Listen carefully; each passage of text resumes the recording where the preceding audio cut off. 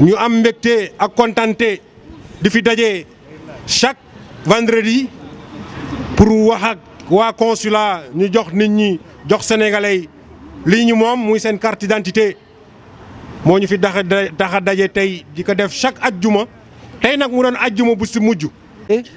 ñun war nañu continuer def suñu liggéey pour que nit yi jëli seen carte jël seen carte vérifier est-ce qu'ils sont bien inscrits vérifier est-ce qu'ils n'ont pas été changés de bureau de vote vérifier est-ce que dañu rééditer seen carte ou pas parce que le jour des élections c'est pas évident ñu jot seen carte donc vraiment liggéey boobu war nañ ko def rien n'est perdu.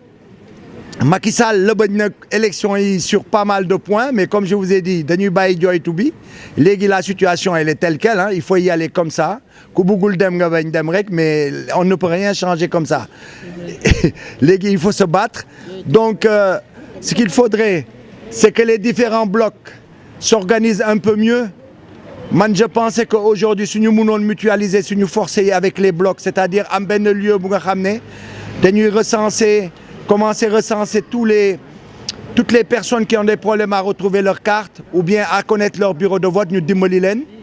Si c'est l'eau à déclaration même au niveau de la Casamance moo bee à moyle ako Casamance be mu rebelolti yo orko Casamance manque rebelti bi manque rebelde sama mais a fait ako Casamance be mu rebelolti yo Casamance ngol be mu me albe singilon ko makato fala laren kenoto makato alfere ka ale a bayi ale makato bayi ale ta wote opposition e menketo Sonko tani Idrissa Seck opposition na ale ta wote mo killing ni Casamance diuna muyti lafta makati bayo la lafta la bankola i kana fonko fay Macky Sall loolu benn kàddu lam di leen wax na ngeen juboo jël leen exemple ñi nekk France ji ngeen Bambi fu mu nekk réew mi dañuy waxtaan di ànd di sensibiliser waa réew mi man Pastef laa nekk mais n'empêche il faut que bu ñu bëggee gagner Macky Sall il faut que opposition bi unir mooy ku nekk jël force am liggéey boppam kenn la ñu war a xas muy farine kenn la ñu war a waxal muy farine ak gouvernement wam parce que tey lu ñu métti yëpp ñoom ñoo ñu ko teg du Idrissa Seck du Sonko donc militants yi boo leen amee loo leen défendre leen seen candidat ci idéologie am. Le temps est venu de sécuriser le vote pour demain nañ leen dëgg la nag pour ñu def loolu nag dañu war a arrêter toutes ces manifestations là se concentrer comment faire pour sécuriser le vote et pour gagner les élections. Je vous remercie lenn daal ñun Haute Avenir on est ancré dans l'opposition sénégalaise. Donc les femmes nañ jóg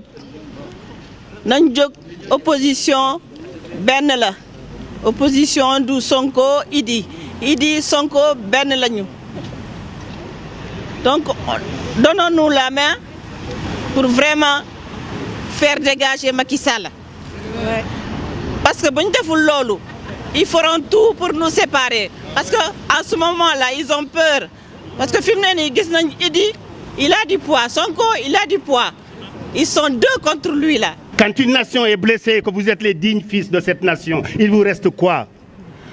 Deux choses. Allez soigner la nation dans la rue par la révolte, et ce que vous faites. Vous l'avez si bien fait jusqu'à présent, et l'histoire retiendra que vous avez été les meilleurs. Ou alors, allez soigner la nation dans les urnes. Mais les urnes, c'est vous. C'est vous. C'est toi. Toi le forgeron, toi le tailleur, toi le chauffeur, toi le député qui est mécontent, toi l'infirmier, toi la sage-femme, toi l'agriculteur, toi le pêcheur. L'histoire t'appartient et c'est à toi de soigner ta nation que le Conseil constitutionnel a blessé. C'est ce qui s'est passé exactement avec ces jeunes khalifistes qui ont été arrêtés tout récemment à Dakar et qui devaient être libérés des suites d'une décision de justice et qu'on a cueillis devant la porte de la maison d'arrêt pour les arrêter encore une fois. Est-ce que cela n'est pas plus grave en 2019 que de se comporter que de l'apartheid du 19e siècle? Voilà notre pays. Mesdames, Messieurs, ce qui nous reste, avec tout ce que nous avons vu, c'est de se mobiliser et de ratisser large pour que le maximum de Sénégalais puissent voter, car ne pas le faire, c'est laisser un boulevard à Macky Sall qui va rester là pendant 5 ans et après, il nous demandera un 3e mandat parce qu'il n'y a pas de disposition dans la Constitution qui garantisse que le premier mandat fait partie de la limitation des mandats. Donc, c'est cela qu'il faut regarder. Est-ce que allons-nous dire que les conditions ne sont pas réunies et laisser pour qu'il passe et personne? Nous avons l'expérience des boycotts des élections, qu'il s'agisse d'élections municipales ou d'élections législatives. Nous les avons vus en 2007. Nous avons vu le boycott en 1991. Si vous n'êtes pas là, la politique de la chaise vide ne règle aucun problème. Il faut aller aux élections. Nous sommes là, ce combat que nous menons est un combat pour tous les Sénégalais. Ce n'est pas parce qu'on est des politiciens qu'on veut tout simplement faire ce travail pour nous. Il faut savoir qu'aujourd'hui, la démocratie au Sénégal est ternie. L'image du pays est ternie. Au Sénégal, il fut quelques années, le Sénégal était considéré comme le pays le plus démocratique au monde, si j'ose dire. Nous avons 95% de musulmans et nous avons pourtant eu un président chrétien avec une femme blanche. En aucun moment il y a eu des manifestations. Damay woote rek ñu mobiliser ñu bañ a décourager même candidat yi ñuy recalé militants yi ñuy recalé seen ay candidats ak militants yi dem yëpp na ñëpp mobiliser ñu jëli suñuy carte parce que lu bëri jaar na fi terewul ba tey ñu ngi nekk unis ba léegi. On a compris à Paris que l'essentiel, l'objectif du combat mooy Macky Sall jóge fi en 2019 te suñu continuer nii ñu ko jàppoon nii dina fi jóge incha allah en 2019. mais woo ñëpp à l'unité pour ñu campagne pour ñi nga xam ne suñu ñaari opposants yi des ci front bi muy Idrissa Seck ak Ousmane Sonko 2019 ak 2019 ñu gën a mobiliser gën a jàppante dans la diversité. Notre arme pour pouvoir transformer notre cher Sénégal. Je vous remercie. Le mot d'ordre est simple. Certes, c'est tout sauf Macky Sall. Loolu leer na nañ. Mais aussi nañ xam dara. Amuñu benn intérêt ñu diviser wu. Les 4 candidats yi nga xam te ne jàll nañu bokk ci C25 amuñu benn intérêt ñu diviser wu. Certes, on ne fera pas un candidat unique, mais dafa am solo ñu travailler en synergie. Ça, c'est vrai. Donc les représentants des partis yi nga xam te ne ñoo nekk fii aussi travailler en synergie. Par le biais de FDM, par d'autres moyens, mais travailler en synergie. Vous n'êtes pas des concurrents, vous êtes des partenaires. Lan la ñuy xaar caaxaan bi yàgg na ma wax leen on a laissé Macky Sall tout faire depuis des années. Depuis 2017, Macky Sall on l'a laissé collecter, faire ses propres cartes d'identité mu imposer wu ñu ko ay cartes d'identité pakoti waxuñu ci dara. mu imposer élection 2017 mu organiser ko moom tout seul waxuñu ki dara il en a donné des milliers et des milliers d'ordonnances ñu nga xam ne amuñu carte d'identité ñu dem voter waxuñu ki dara. Aujourd'hui en 2019 ñu bàyyi Macky Sall processus électoral bi ñun bokkuñu ci on n'a rien dit. On a laissé Macky tout faire. Vous pensez que Macky va organiser les élections et accepter de les perdre? Vous rigolez. Ça, je vous le dis, c'est pas vrai.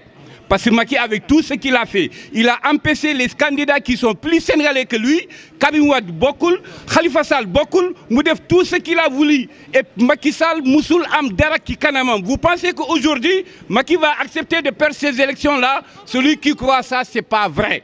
Macky Sall, je vous ai dit, d'une négociation du Tarmou Djogefi. Si vous êtes prêts, il faut bouter Macky d'or. On ne va pas faire la politique de la chaise vide comme a dit Moussa Diémé. Nous nous boycotter l'élection. Mais. yi PDS di wax ti koy doxee ti koy waxee ñamu gën a arrangé mooy candidat yi qualifié. Nous on fait de la haute politique. Ça c'est vrai. Tañ ne woon Karim Wade tu bokkut ak Khalifa Sall élection tu am léegi ñu ne élection tu am.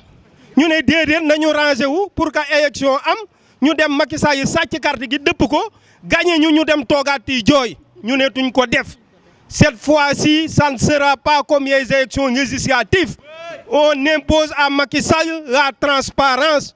Fi ña dem bureau de vote ya nekk Mantara zone il y a plus de 4000 électeurs ñan ñoo ci xam ne seen bureau de vote mi ngi Mantara zone ñan ñoo ko xam ci 4000 yooyu amut fii à Paris supprimé nañ fi yu mo 10 bureau de vote man ci bureau de vote yooyu yaa bokk maa ngi koy soog a yëg ne dama war a dem wutiwaat beneen carte parce que dama jege moo tax ma yëg ko mais ñooñu ñaata nit moo yëg ne te ñoo war a dem wutiwaat ay duplicata pour que jour ba ñu mën a voter amul yi ñuy wax mooy na transparence am gars yi voter ñu compter carte yi Macky Sall daanu dem yoonam kooku wóor nañu mais tant que transparence boobu amut tant que xamuñu naka ya ñuy voter yan condition ya ñuy voter ku deman Macky Sall mu tuufa ya tuuma ñuy wëraati jooy naan ayaya dafa mooy beneen yoon dinañ ko gagner on ne peut pas gagner.